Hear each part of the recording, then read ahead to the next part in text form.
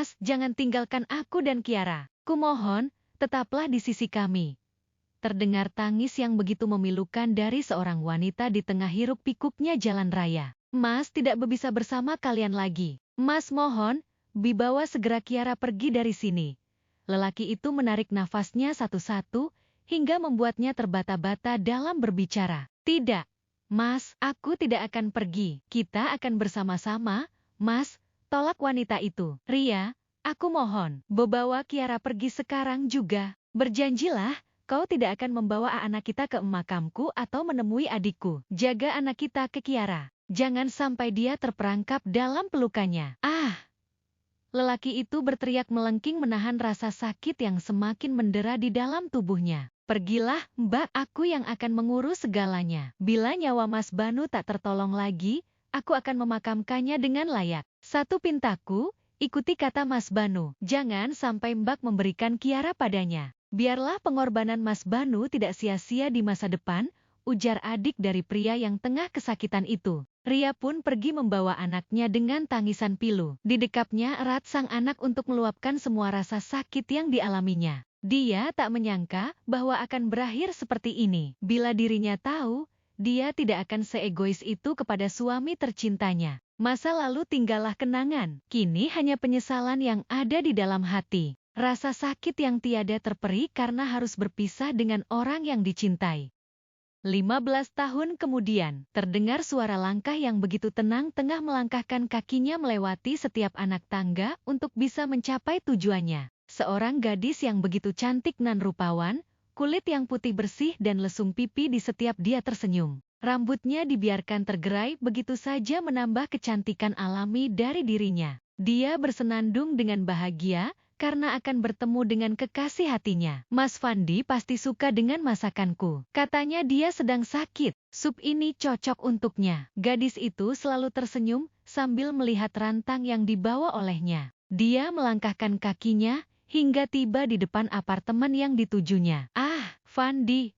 Terus, terdengar suara desahan wanita dari dalam apartemen tempat Fandi tinggal. Gadis itu begitu terkejut karena mendengar suara seorang wanita dari dalam apartemen kekasihnya. Dia memberanikan diri membuka apartemen sang kekasih dan berjalan menuju kamar milik kekasihnya. Alangkah terkejutnya, dia melihat penampakan yang begitu menjijikkan dari dalam kamar itu. Tanpa sadar, rantang yang sedari tadi dibawa olehnya jatuh begitu saja, membuat orang yang ada di dalam kamar itu terkejut dan menghentikan aktivitas panas mereka berdua. Mas Fandi, lirih gadis itu. Air mata mulai menetes tanpa dikomando olehnya. Kia, ini tidak seperti yang kamu pikirkan. Kami hanya berhenti, Fandi. Apalagi yang mau kau jelaskan? Semua sudah jelas. Kalian berhubungan di belakangku seperti ini. Bahkan kalian melakukan kegiatan. Cih menjijikan itu. Apalagi yang tidak seperti pikiranku? Fandi, apalagi yang mau kau elak? Gadis itu menangis dan berteriak mempertanyakan perbuatan dari sang kekasih. Tiara, iya. Dia adalah gadis yang telah kehilangan ayahnya dan dibawa pergi oleh ibunya 15 tahun yang lalu. Dan di sini, dirinya sedang merasa terpukul karena kembali dikhianati oleh sang kekasih. Dia memang menjadi incaran dari setiap pria yang ada di kampusnya. Namun, nasibnya selalu tidak seberuntung itu dalam hal percintaan. Dia bagai bola yang dimainkan, selalu diselingkuhi selagi sayang-sayangnya. Sayang, aku minta maaf, aku kilaf, ujar Fandi. Berhenti di situ, Fandi. Jangan sekali-kali kau maju dan menyentuhku. Kau sungguh menjijikkan. Mulai sekarang kita putus. Kiara melangkahkan kakinya pergi meninggalkan Fandi dan wanita yang memadu kasih dengannya tadi. Viara, kau sungguh sombong. Seharusnya kau bersyukur aku mau denganmu, gadis yang selalu ditinggalkan. Kau seharusnya bertahan saja dan tidak mengambil keputusan seperti ini. Aku melakukan ini juga karena kau yang tidak mau aku ajak untuk memadu kasih. Seandainya kau mau, mungkin kita masih bisa bersama, dan juga aku tidak akan melakukan ini dengan yang lain, kilah Fandi.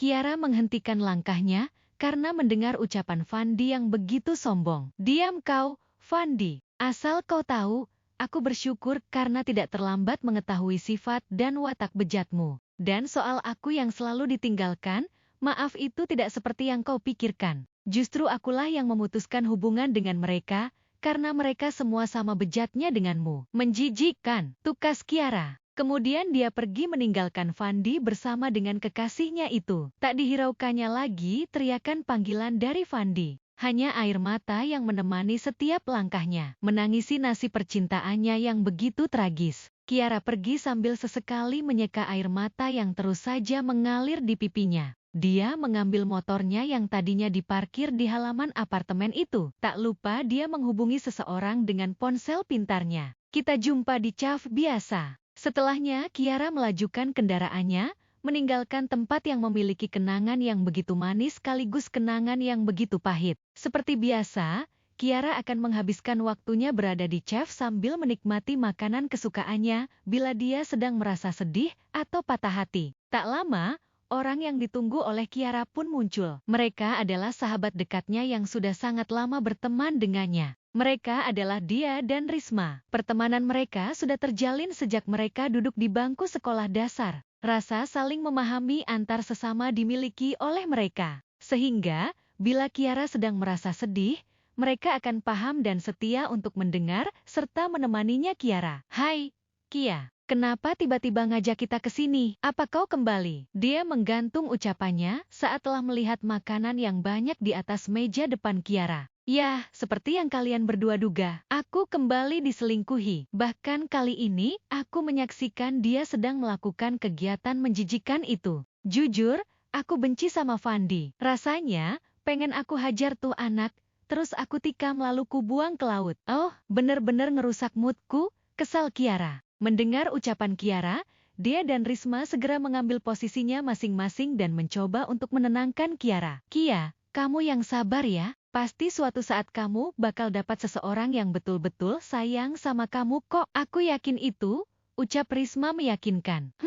Semoga saja. Suara Kiara sudah terdengar seperti orang yang telah patah semangat dalam hidupnya. Dia dan Risma hanya bisa terdiam melihat sikap Kiara yang sudah putus asa. Mereka sadar betul bagaimana sakitnya bila berada di posisi Kiara. Apa Tante Ria udah tahu? Dia tiba-tiba bertanya, memecahkan keheningan di antara mereka. Belum, tapi nanti aku bakal bilang. Aku enggak mau Bunda terlalu berharap dengan Fandi. Ah, kesel deh aku nyebut nama dia. Kiara tertunduk lesu dan meletakkan kepalanya di atas meja yang masih terdapat banyak makanan yang dipesannya tadi.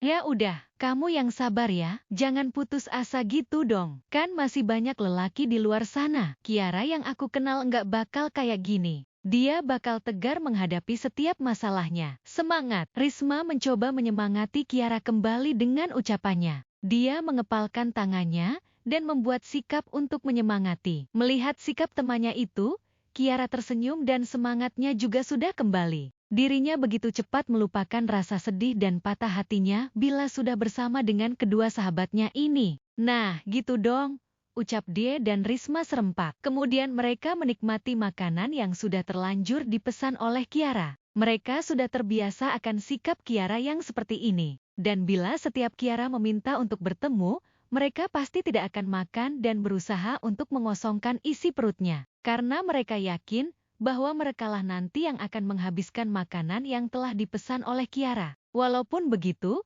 pertemanan mereka tidak pernah renggang.